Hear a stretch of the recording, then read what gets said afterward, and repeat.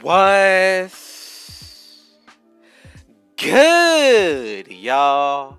Rich Sosa back in the building, and today, man, I got a very special video lined up for y'all. As y'all can see by the looks of the title and the screen, I am bringing y'all the first ever best toxic lockdown point guard build coming at y'all on NBA 2K21 current gen. Now, when I found out about this build, I completely was shocked at how good you can make a lockdown build out of the point guard position. I was actually given this build by somebody else to make a video out of it, so I just want to say thank y'all to that person watching right now. Just know that I am truly grateful because for y'all, I am bringing y'all this banger. So now, before we get into the making, man, y'all already know what y'all need to do. Be sure to hit that sub button if you're new. To the Rich Gang family and any new supporters, I would appreciate it if y'all went ahead and hit that like button, but also turn on post notifications so y'all can see when I upload every single day. Last but not least, be sure to share this video with your family and friends, y'all. So let's go ahead and get into the making of this toxic two-way lockdown point guard build. The first thing you want to go ahead and do is, of course, you need to put it under the point guard position. When it comes to the pie chart, now this build is honestly going to be very balanced when it comes to the finishing as well as the defensive side of things. So the pie chart that I am ultimately going to pick to make it the best overall possible on the defensive side is going to be the one right here with the full red defensive pie chart, y'all. I'm telling you, this is going to make this build so much more overpowered. But something to also consider is that you can actually go ahead and try out a different pie chart that still has some of the lockdown defensive in it. And I would highly recommend trying that if you are not satisfied with the stats at the end of this video. Now, let's go ahead and get into the physical profile. So as you can see, a lot of people would really like that first pie chart just because of that 95 speed. But if you go ahead and pick the fourth one, you're going to be getting a 91 speed with a 95 vertical, which in my opinion looks so much more better all around. Gonna make your build so much more better on the defensive side, but on top of all that, grabbing boards is gonna be a lot better with that high vert. Now, when it comes to the finishing, go ahead and upgrade your close shot to an 83. Driving layup's going to be an 80, driving dunk's going to be an 85, and then when it comes to your post hook, put that to a 66 and the standing dunk of 32. Right there, we're going to go ahead and get 14 finishing badges. When it comes to the shooting, you could go ahead and put your mid-range shot to a 67 just to be able to hit some mid-range games still. Then when it comes to the playmaking, go ahead and max out your pass accuracy and ball handle. Put your post moves to a 44 for 11 playmaking badges. And then when it comes to the defense, go ahead and max out your perimeter defense, lateral quickness, steal, block, and then from there, we're going to go ahead and max out that defensive rebound. And honestly, 30 badges on the defensive side is super overpowered, especially when it comes to a build like this. As you can see, the finishing is very nice too, and on top of all that, even the playmaking, y'all. Now, as most of y'all might already know, for the stats right here that are being shown, this is definitely not the final look of what the build is going to come out to be. The stats can honestly raise even higher or lower depending on how you go about it when it comes to this next section of the video. So when it comes to the body shape, in my opinion, I'm telling you, any of these are definitely going to be okay, but I honestly like slight, even compact, since it's a point guard build. But just to be safe, not to look too small, I'm going to go with defined, but you can even pick burly. Now, when it comes to the height, this is going to be a huge factor when it comes to this build. So as you can see, if you keep them around 6'5", you're going to be able to maintain the pro dribble moves. But we're more worried about the defensive side of things here. So look, if you want to go with 6'5", that is going to be completely fine. But 6'6" and 6'7" are going to be a much bigger difference when it comes to the defensive side. And as you can see, when it comes to the weight, first you want to go ahead and drop it down all the way to the lowest. And then go ahead and raise it to where your speed as well as your acceleration are not affected. As you can see right here, 191 is going to be the sweet spot just for that. Now let's go ahead and get into the wingspan. So as you can see, if you lower it to a 79.0, you're still going to be able to get a pretty high mid-range game. And I'm telling you, the defensive stats are still pretty nice. On top of all that, the finishing moves are great, getting those contact dunks.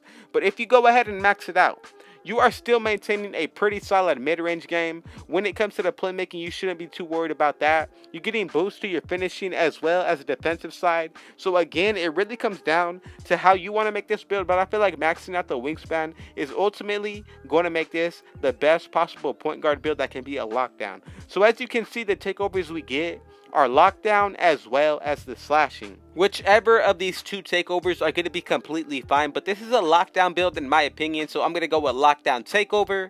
And as y'all can see, the best point guard lockdown in the game comes out to be a two-way finisher. Now, I'm telling you, I do not agree with the LaMelo Ball and Lonzo Ball comparison, but we're just going to go ahead and let it be okay. So really quick, before we finish it off, let's go ahead and check out what these stats are going to look like at 99 overall. So when it comes to the physicals, with that gym rat badge grinding it out to 99, we are going to be getting a +8. So your speed is going to go up to a 94. Acceleration is going to be a 92, and then the vertical essentially is going to be 99. Then when it comes to your actual stats, you're going to be getting a +4 to all of this.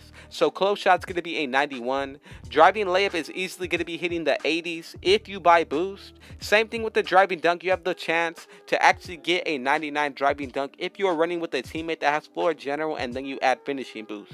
When it comes to the shooting, go ahead and add +4 for 99 overall, so you're going to be at 66. Buy boost, which is +5, that's 71. And then if you're running with a teammate with floor general, that is going to put you around 75, y'all. So honestly, the shooting is not bad at all when it comes to the midi. When you get to 98 overall, you're going to have a 70 ball handle, which is going to allow you to not be able to stumble on your dribble anymore. So you're actually going to be able to combo up. And then on top of all that, the main defensive stats are all going to be hitting 99, especially when you add in boost. A lot to take into consideration when it comes to this build. When it comes to the shooting, I would really only consider catch and shoot, or you could go ahead and put on corner specialist. Clutch shooter is going to be another really good one, or ice and Baines, but it really comes down to what you want to do and how comfortable you are. When it comes to the playmaking, we got 11 badges to work with, so the first one that I'm going to go ahead and put on is going to be gold quick first step as well as gold handles for days. Now, with the last remaining badges, you really have to be precise with what you pick. Flashy passer would make a huge difference, but you only get it on gold for this build. If you are fine with that, go ahead and leave it as is. But I'm telling you, floor general, in my opinion, is going to be a really good badge to keep on, or even dimer. It really comes down to which one you feel like is going to be more important. Either of these two are going to be very good, especially if it comes down to running with your teammates. I'm going to go with gold dimer. From there, I'm going to go with bronze bailout. And the last one, you could even upgrade it to a silver bailout or put it on another badge category if you want to. Now, let's go ahead and get into the finishing. We got 14 badges to work with, so I'm going to go ahead and tell y'all right now. The best possible way to go about making this build is first, start off with contact finisher on gold. From there, of course, you also want to put on Lob City Finisher on bronze. Now, there are a couple of luxury badges that I would highly consider if you're willing to take the risk to learn how to use them and add them to your game. The first one for me is going to be Slithery Finisher. Another one that I really like on my main build is going to be Relentless Finisher on bronze. From here, we're left with 6 remaining badge upgrades. So again, if you want to go ahead and put on Showtime, that is going to be a really good badge that I would highly consider. Other than that, you could even go with Fancy Footwork or even Giant Slayer. Both of these badges are going to be really good. I feel like you could even put on Putback Boss just to get those putback dunk animations. If you put this badge on bronze, you're going to be okay. But from there, I'm going to go with Pro Touch on gold just to be safe. Now, let's go ahead and get into the last category, the defense. So as you can see, we get 30 badges. So of course, we want to go ahead and put on the most important badges first. For me, that's going to be Clamps on Hall of Fame. And then from there, we're also going to go ahead and put on Rim Protector. Now, feel free to go the rest of the way putting on badges that you specifically like. An obvious one that we all need to put on is going to be Intimidator in Hall of Fame. But for example, I really like Defensive Leader, especially if I'm going to be playing 2s or 3s. This is going to be a key badge that I would definitely want to go ahead and put on. From there, this build is going to be able to grab boards as well. So you definitely want to go ahead and consider Rebound Chaser on Hall of Fame. For animation purposes, I'm going to go ahead and put on Interceptor both on bronze as well as Chase Down Artist. With the last 2 badges to go with Hall of Fame, you could go with Worm if you want to, or even Pogo Stick. Both of these are really going to work out. It really just comes down to your preference, your play style, and what badges you find most important. For me, if you're going to be more of a rebounder, go with Box. If not, you could even go with Heart Crusher. If you're going to be playing a lot of on-ball defense, I would go with Lightning Reflexes. But just to be safe, I'm going to leave on Box. So that's the final setup that we're going with. 14, 1, 11, and 30. Thank y'all so much to everybody who showed up and watched the entire video through. Just know that I got another one dropping for y'all tomorrow. So y'all most definitely going to want to be sure to stick through for that. But man, y'all already know what y'all need to do. Be sure to hit that sub button if you're new. To the Rich Gang family and any new supporters, I would appreciate it if y'all went ahead and hit that like button. Helps me out so much. Go ahead and turn on post notifications, but also last but not least, be sure to share this banger with your family and friends, y'all. Man, with all that being said, I got one last thing to say. Rich out.